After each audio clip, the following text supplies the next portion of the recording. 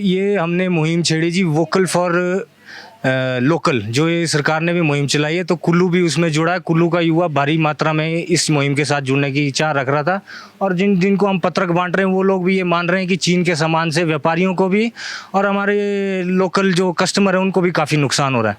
चाहे वो ये विदेशी कंपनियां जो हैं हमारे स्वास्थ्य का भी ध्यान नहीं रखती, तो हमारी जो देशी कंपनियां होंगी वो हमारे चीज़ें ऐसी बनाएगी कि उनको पता है हमारे कोई परिवार वाले यूज़ करेंगे, वो चीज़ें उस हिसाब से भी बहुत अच्छी चीज़ें बनाएगी, क्वालिटी प्रोडक्ट मिलेगा हमारे को। इसलिए हमारे को इस अभियान को जो सरकार ने छेड़ा है इसको हम आगे बढ़ा रहे हैं, ताकि अच्छा क्वालिटी सामान मिले लोगों को, और देश का पैसा देश में ही रहे, देश से बाहर ना निकले बिल्कुल भी देश का पैसा। जैसे युवा देश का बाहर निकल रहा है, नासा में 30% हमारे इंडियन साइंटिस्ट हैं, वो भी पैसे की वजह से जा रहे हैं। तो हम भी इस चीज़ को ध्यान रखें कि एक तो ब्रेन ड्रेन और मनी ड्रेन बिल्कुल भी ना हो भारतीय सामान का या भारतीय व्यक्तियों का।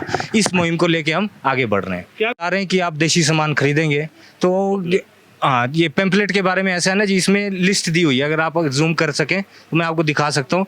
इसमें लिस्ट दी हुई है कि जो देशी कंपनी है वो कौन सी हैं और जो विदेशी कंपनी है वो कौन सी हैं। पहले तो हमारे को यही नहीं पता होता कि देशी कंपनियां हैं कौन सी, तो हम किससे सामान खरीदें।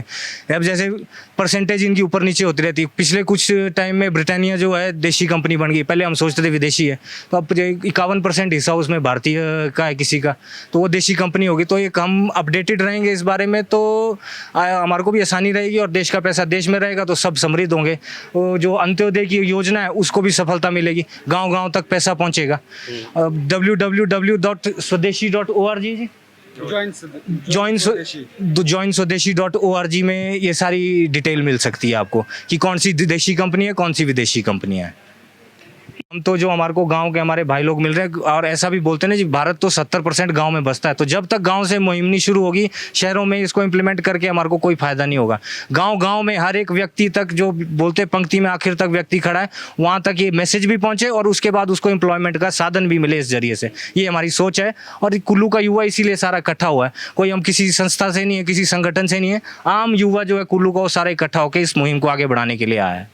इसका बहिष्कार, क्वालिटी चाहे अच्छी भी हो जी, अब बोलने को तो जी बोले, कोई बोले कि जी मेरा बापू अच्छा नहीं है, तो उसको हम छोड़ तो त्याग तो नहीं सकते ना जी।